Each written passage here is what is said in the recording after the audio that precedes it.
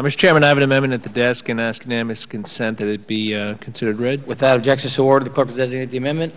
Amendment number 52, offered by Mr. Maloney. Mr. Maloney is recognized to explain his amendment. Thank you, Mr. Chairman, and let me start by thanking you, the ranking member, and the subcommittee chair and ranking member for bringing up this important and bipartisan piece of legislation. I have an amendment to it that's frankly very simple, and that simply relates to a very real and growing issue in my part of the world, which is the basic issue of health and safety for the workers and the communities with pipeline infrastructure in their backyards.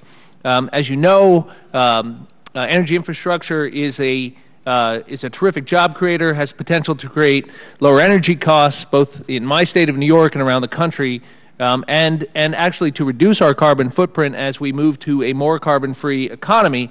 But of course, it's essential that we build this infrastructure in a way that puts safety and public health first. With the expansion of natural gas pipeline infrastructure, we've also seen an expansion in the number of pipeline compressor stations. In light of this expansion and in the number and size of these compressor stations, Congress has an obligation to ensure that it's being done in a manner that guarantees public safety and doesn't negatively impact both the workers and the surrounding communities where these stations are being operated. So my amendment simply asks that the Government Accountability Office, the GAO, conduct a study to examine the short-term and long-term health impacts specifically of these compressor stations on both the workers at these facilities and the surrounding communities. A GAO study will be a useful tool for Congress as we examine these issues and work to craft solutions regarding protecting the health and well-being of our constituents as we keep energy costs low. And we should, of course, reject the false choice between lower energy prices, better energy infrastructure, and public safety. They can go hand in hand. And so I absolutely believe that continued investment in our energy infrastructure is critical, but we owe it to the people who sent us here to ensure that it be done safely and with their well-being in mind. With that, I yield back, Mr. Chairman. I thank the gentleman for offering the amendment. However, I must oppose the amendment. The Environmental Protection Agency, the EPA, has already been out there. They've occupied this field and will be finalizing a methane limits for new compressor stations this summer.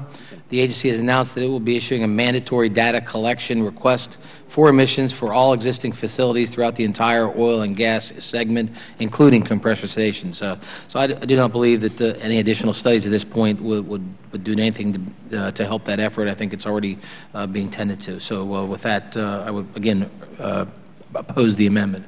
Mr. DeFazio. Thank you, Mr. Chairman.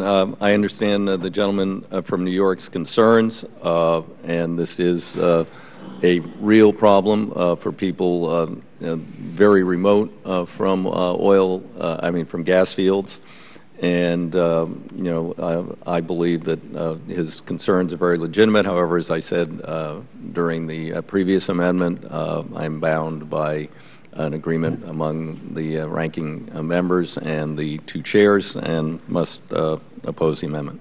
Thank the gentleman. Any other members wish to be heard on the amendment?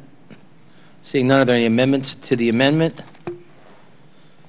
Seeing none, the question is on the amendment. All those in favor signify by saying aye. Aye. All those opposed signify by saying nay. Nay. The nays have it. The amendment is not agreed to.